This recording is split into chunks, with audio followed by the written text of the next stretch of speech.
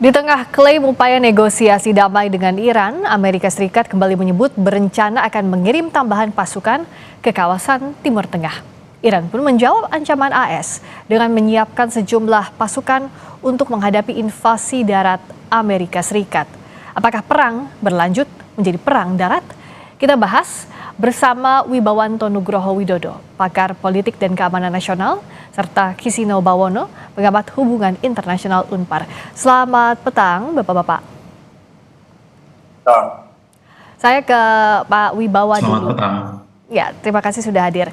Saya ke Pak Wibawa dulu. Jadi kalau dengan Amerika Serikat yang menyebut akan mengirimkan pasukan tambahan ke Timur Tengah, bisakah dikatakan bahwa ini on the way to military invasion, menuju ke invasi darat militer, atau hanya sekadar ancaman kalau lihat kondisinya saat ini?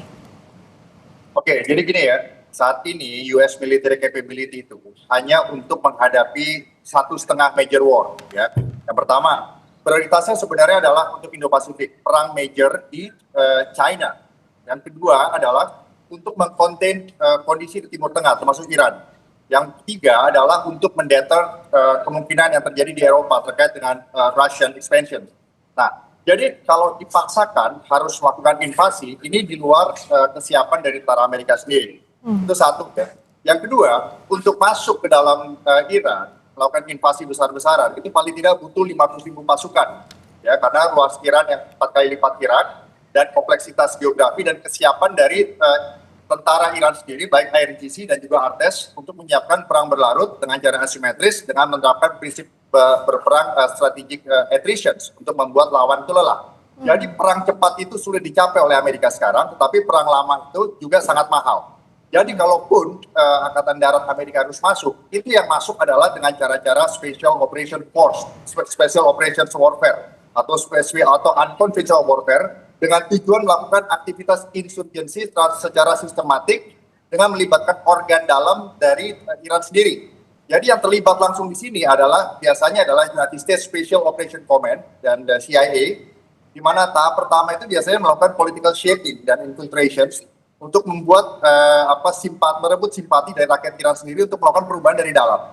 Sehingga itu setelah itu pasti akan timbul yang namanya destabilisasi dalam Iran, dan juga baru akan diikuti oleh masuknya ground special force secara cepat, tepat, dan juga sangat sensitif, dan harus cepat keluar, dan diikuti dengan pergantian dengan adanya rezim baru yang terbentuk dan legitimate di mata rakyat Iran sendiri, dan berakhirnya perang. Itu kalau strategi Amerika. Nah, kalau strateginya Iran udah jelas, mereka mau memancing untuk masuk ke dalam. Dan kalau sampai terjadi perang besar-besaran, ini resiko juga besar buat Amerika. Karena perang ini sudah masuk ke dalam level 2,5. Level pertama adalah yang terjadi selama 47 tahun terakhir, yaitu proxy war. Yang kedua adalah limited direct war yang terjadi selama 5 minggu terakhir. Dan sekarang sudah mau masuk ke dalam regional war, sudah 2,5 poin. Begitu sudah sampai regional war, begitu masuk China dan Rusia, kekuatan nuklir lainnya, dan terjadi multi-front war di dunia, ya itulah masuk perang dunia. Nah, jadi sekarang Amerika itu sebenarnya tidak siap untuk melaksanakan yang namanya operasi militer major di Iran, di Timur Tengah, karena kesiapannya itu adalah 1,5 major, atau disebut dengan major theater war contingency skenario, 1,5. Makanya memang bisa hadir di Amerika, pasukan Amerika itu bisa hadir, presence, bisa memberikan deterrence dan operasi terbatas di 4 teater. Yang pertama Indo-Pasifik, yang kedua Timur Tengah, yang ketiga di Eropa, yang keempat adalah di Northern Amerika sendiri. Jadi kalau sekarang mau terpancing, itu bisa dibilang tidak siap. Kalau dikatakan ini out of scenario, sudah di luar skenario-nya, Mas Kisono, Mas Kisino, bagaimana kalau Anda melihat apakah destabilisasi yang juga coba sebenarnya dilakukan oleh Amerika Serikat ya masih jauh panggang dari api, karena upaya ini kan sebenarnya sudah dilakukan bahkan sejak Ayatollah Ali Khamenei terbunuh waktu itu. Oke, terkait destabilisasi di Iran bagaimana? Berapa hari yang lalu saya membaca ada laporan dari Haaretz, media lokal di Israel, mengatakan bahwa Prime Minister Netanyahu itu mengungkapkan kekecewaannya terhadap laporan dari intelijen Mossad bahwa rezim di Iran itu ibaratnya sudah cuma didorong sedikit lagi maka mereka akan kolaps, akan digantikan, maka tujuan mereka untuk perang di Iran ini adalah rezim change atau perubahan rezim. Nah sayangnya itu yang tidak terjadi hingga saat ini, gitu kan?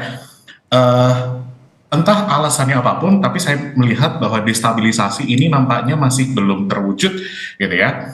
Saya setuju bahwa ini akan jadi operasi intelijen, terlihat dari apa yang dilaporkan oleh Haaretz kemarin. Saya berpikir bahwa ini masih akan susah karena rezim Islam Iran di sini mungkin masih bisa memberikan narasi kepada publiknya bahwa mereka butuh dukungan publiknya untuk mereka survive. Karena kalau tidak ada rezim Islam Iran, siapa lagi yang akan mempertahankan mereka? Mereka bisa memberikan contoh bahwa lihat apa yang terjadi di Afghanistan, lihat apa yang terjadi di Irak kalau kita kolaps. Gitu. Ya, karena mereka disatukan dengan ideologi, karena itu pula lah lebih sulit Amerika Serikat, tidak seperti Venezuela, tidak seperti di Irak pada saat runtuhnya rezim Saddam Hussein. So, Mas Wibawa, Pak Wibawa, jadi kalau dalam kondisi saat ini sebenarnya perang cepat tidak bisa diraih, perang lama pun mahal untuk Amerika Serikat.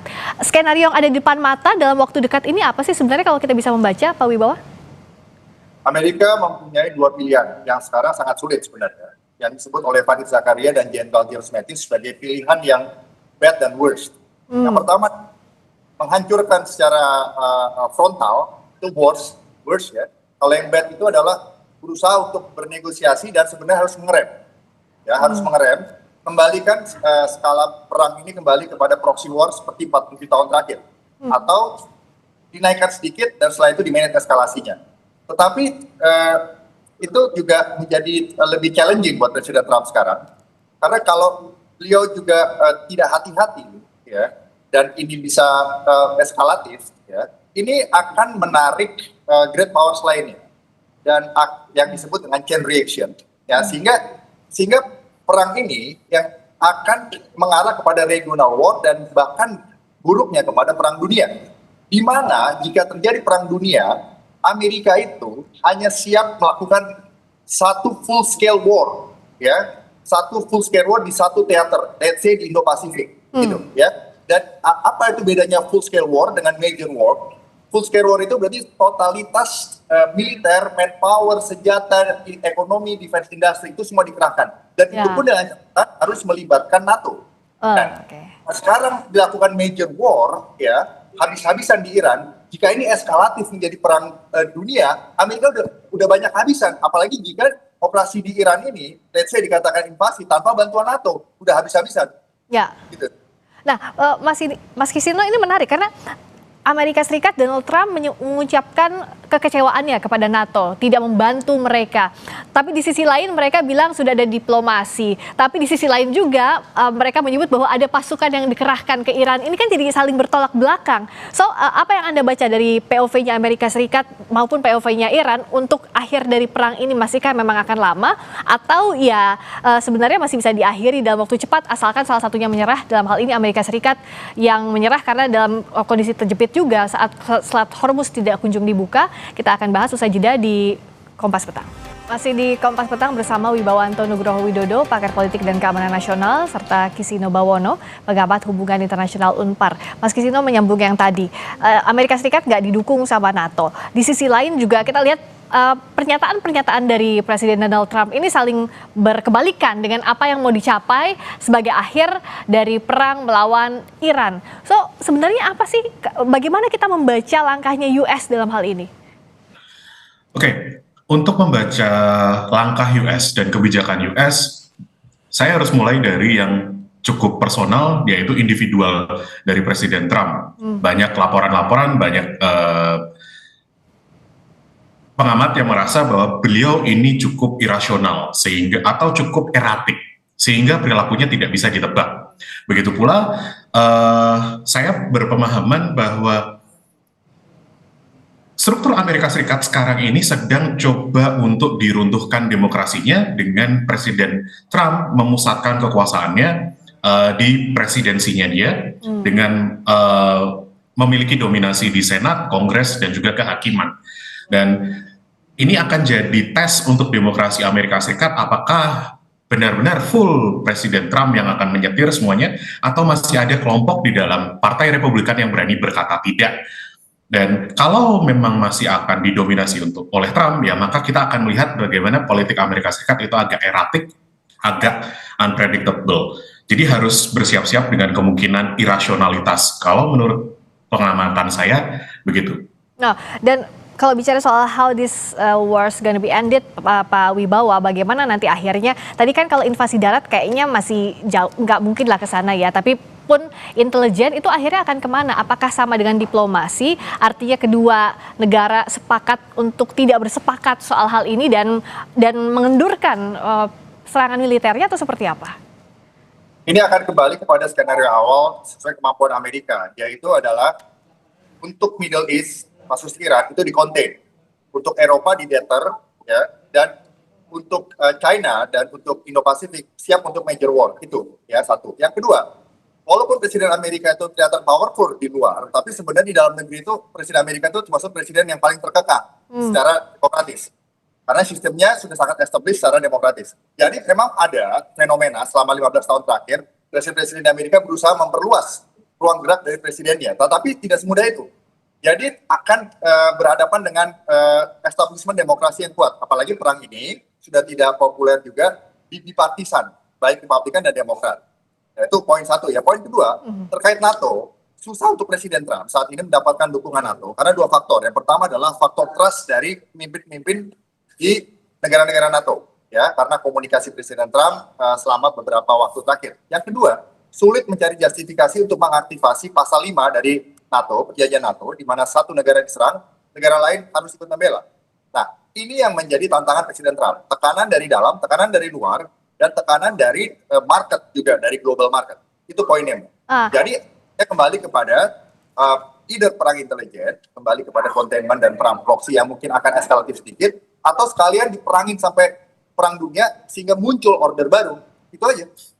Kalau Mas Kisino melihatnya mana yang paling mungkin antara perang intelijen atau ya perang dalam skup yang lebih luas lagi? Amit-amit kita tidak berharap bahwa ada perang dunia berikutnya, tapi apa yang Anda baca? Yang saya baca selanjutnya adalah nanti pertentangan bagaimana di dalam pengambilan keputusan di Amerika Serikat, terutama terkait perang. Saya melihat bagaimana pemimpin politik di Amerika Serikat yang ada di kelompoknya Trump, itu pun sekarang juga ada perpecahan antara yang America First, ataupun yang mengikuti Trump apapun yang dia mau, dan nanti akan juga berhadapan dengan saya rasa pemimpin militer yang itu lebih rasional. Nah, nanti perebutan pengaruh di situ akan terlihat, apalagi besok mendekati pemilu sela di November ini. Nah, itu akan makin kelihatan upaya-upaya baik dari politisi manapun di dalam Amerika Serikat untuk mendapatkan dukungan dari publik. Nah, itu yang nanti kita lihat siapa yang akan dapat suaranya. Termasuk terkait perang ini akan jadi salah satu contention point karena ada ketidakpopuleran di masyarakat AS. Tentu saja ini tidak populer karena juga yang jadi bahasan bahkan di publik Amerika Serikat, Pak Wibawa, perang ini ya karena kepentingannya Israel bukan Amerika Serikat. Jadi akan seberapa produktifkah Amerika Serikat untuk meneruskan perang ini atas dorongan Israel? Ya, jadi seberapa kuat pun hubungan pribadi dan deal-deal politik antara Prime Minister Netanyahu dan Presiden Trump, asumsikanlah begitu ya. Tetap yang namanya national interest adalah come first. National interest yang datang dari sistem politik negara itu sendiri. Jadi seberapa besar pun Presiden Trump ingin berperang lebih dari 6 minggu, sebenarnya apa yang Presiden Trump katakan saat ini adalah antara 4 sampai 6 minggu, sebenarnya itu adalah pesan dari internal elit di Washington DC sendiri bahwa kamu harus menyelesaikan ini semua, all the mess, within 6 weeks. Itu poinnya. Jadi kalau lebih daripada itu, ya sudah, pasti akan berisiko secara politik dan secara ekonomi untuk negara, dan pasti dari establishment demokrasi Amerika akan mengeluarkan yang namanya semacam antibody dari suatu policy yang dibuat oleh presiden yang dianggap bertentangan dengan kepentingan inti dari negara itu sendiri. Jadi kalau misalnya kita ambil POV-nya Presiden Trump ya, yang memang susah dibaca oleh siapapun, Mas Kisino, apakah bisa jadi hal yang paling ya pragmatis lah sekarang mengakhiri perang tapi dengan mengaku menang begitu seperti yang sudah dilakukan sebelumnya? Iya, itu jadi langkah yang sering dilakukan oleh beliau, mengklaim bahwa dia telah menang walaupun kondisi di lapangan mungkin berkata lain. Karena yang penting bagi dia adalah Bohong itu boleh, tapi yang lebih penting lagi, dia nggak boleh kelihatan salah. Ya, dan dalam hal ini juga di sisi lain Israel tuh tampak bilang bahwa tidak akan mengakhiri perang, akan terus menghabisi pejabat-pejabat tinggi Iran. Apakah ini jadi bertolak belakang juga dengan apa yang coba dicapai Trump? Kita tahu kan terakhir Trump misalnya saat konferensi persnya bilang kalau sebelumnya mengatakan Iran dengan kata yang kasar, kalau sekarang dia mengatakan Iran sebagai negara, mengakui Iran sebagai negara. Nah, bagaimana Mas Kisino melihat ini? Kalau terkait nanti kaitannya dengan Israel gitu ya, termasuk hubungannya ke Amerika Serikat, saya kaitkan dengan besok nanti di November 2026 terkait pemilu gitu ya. Ini agak kontroversial gitu ya, tapi klaim bahwa ada lobby politik dari publik Israel ke dalam publik Amerika Serikat melalui mekanisme-mekanisme organisasi-organisasi pro-Yahudi dan pro-Israel. Nah, ini nanti bisa ditakutkan bisa mengubah komposisi masyarakat yang akan mendukung politisi mana. Dan ini nanti juga lobby-lobby dari pro-Zionis dan pro-Israel ini yang itu banyak diandalkan oleh politisi di US untuk mendapatkan posisi apapun, entah itu dari Kongres, Senat, atau bahkan hingga sampai ke level presidensi. Oke, dan menyambung juga ke Pak Wibawa, artinya bisa jadi juga operasi intelijen tidak perlu dilakukan jikalau Trump memilih langkah yang tadi, yang mengaku saja menang asal sampai Selat Hormuz dibuka kembali, karena tampaknya yang jadi bottleneck untuk Amerika ya itu. Jadi nggak juga ya. Jadi prediksi saya ini akan dieskalasi dengan tadi. Tetapi tetap ada peningkatan dari proxy war yang sebelumnya selama 47 tahun terakhir ini akan meningkat. Ya, oleh karena itu sekarang tantangan Presiden Trump itu, tantangan Amerika Serikat adalah winning heart and minds dari orang Iran.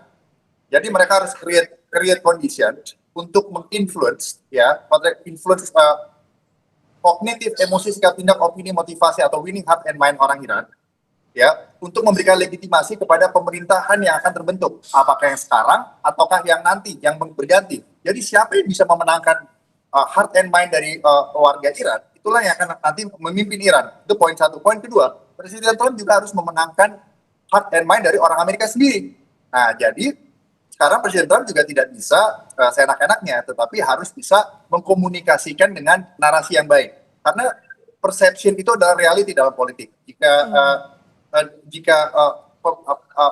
Menteri Pertahanan Amerika atau Presiden Amerika itu dianggap mengeluarkan statement-statement yang pompous atau bombastik misalnya dinilai, dan bahkan dinilai oleh elit Amerika sendiri, itu mengurangi legitimasi mereka. Oleh karena itu Presiden Trump harus mulai mencari kata-kata yang lebih simpatik yang bisa diterima oleh orang Iran dan juga oleh orang Amerika sendiri dan dunia internasional, sekalipun maksudnya adalah mendemoralisasi tentara Iran dan rejim Iran saat ini.